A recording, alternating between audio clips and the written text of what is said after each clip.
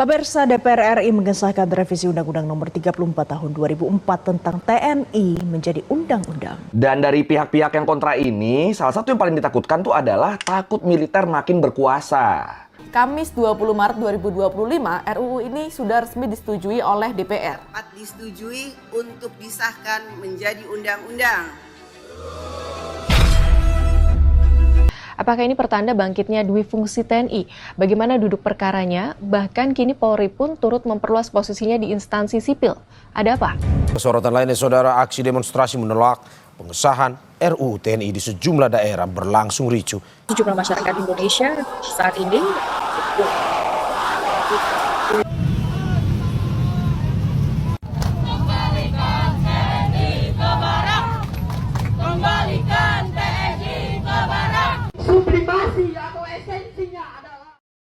Revisi UU TNI menjadi salah satu topik hangat yang dibicarakan oleh masyarakat Indonesia beberapa bulan terakhir. Namun sebenarnya apa itu revisi UU TNI?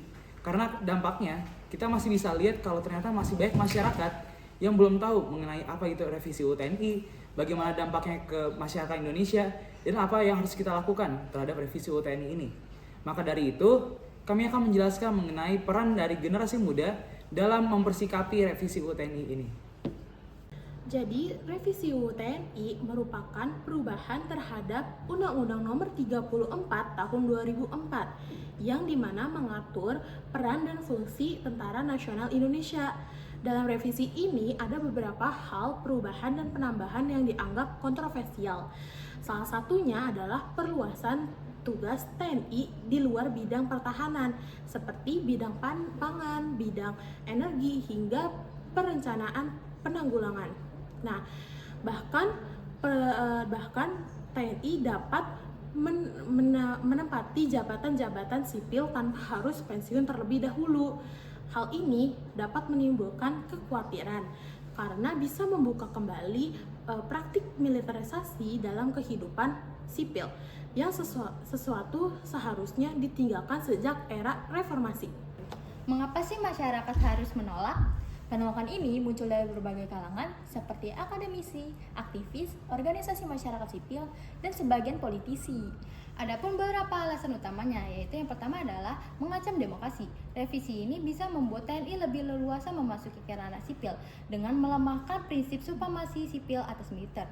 Yang kedua adalah minimnya akuntabilitas. Dengan kewenangan yang lebih besar, tapi tanpa adanya pengawasan yang lebih baik, hal ini dikhawatirkan munculnya potensi penyalahgunaan kekuasaan. Yang ketiga, yang berbesar resiko penyalahgunaan HAM, di mana jika TNI ikut terlibat dalam urusan dalam negeri, terutama terkait pengendalian masyarakat, maka dikhawatirkan beresiko mengulang kembali luka-luka lama tentang pelanggaran HAM yang belum terselesaikan sampai sekarang. Yang keempat, adanya ancaman bagi kelompok rentan seperti aktivis, perempuan, masyarakat adat, dan kelompok minoritas yang bisa saja menjadi korban represi jika kekuatan militer digunakan di luar konteks pertahanan. Bagaimana dampak revisi UU TNI terhadap masyarakat? Jika disahkan, revisi ini bisa mempersempit ruang demokrasi dan kebebasan sipil.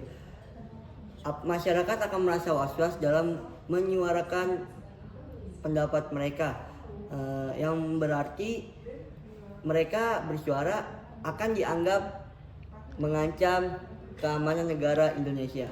Keterlibatan militer dalam urusan sipil juga dapat menghambat kontrol dalam evaluasi publik terhadap kebijakan negara. Bahkan sistem hukum bisa menjadi timpang karena peradilan berbeda dari peradilan umumnya. Sebagai generasi muda, tentunya kita punya tanggung jawab yang besar dalam menjaga demokrasi dan keutuhan bangsa Indonesia. Di tengah polemik revisi UU TNI ini, ada beberapa hal yang bisa kita lakukan sebagai generasi muda, yaitu yang pertama, krisis dan aktif mencari informasi. Jangan mudah percaya pada narasi dari satu pihak. Pelajari isi RUU-nya dan dengarkan pendapat dari berbagai perspektif. Kedua, suarakan pendapat dengan damai. Gunakan media sosial, diskusi, atau forum-forum publik untuk menyampaikan keresahan kita terhadap isi revisi ini. Lalu yang ketiga, jaga persatuan, bukan hanya fisik tapi juga nilai-nilai. Kita bisa berbeda pendapat tetapi tetap satu tujuan, menjaga Indonesia tetap demokratis, adil, dan berdaulat. Lalu yang keempat yaitu dukung transparansi dan reformasi. Dorong wakil rakyat untuk membuka proses pembahasan RUU secara publik agar kita bisa ikut mengawasi. Meski revisi UU TNI sudah disahkan, bukan berarti suara kita berhenti sampai di sini. Sebagai generasi muda, kita punya peran penting untuk menjaga keutuhan NKRI. Kita bisa mulai dari hal kecil, yaitu seperti berdiskusi, mencari tahu, dan menyuarakan yang benar. Karena masa depan Indonesia ada di tangan kita.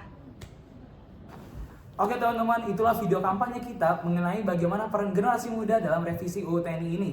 Maka dari itu, jadilah generasi muda yang adil.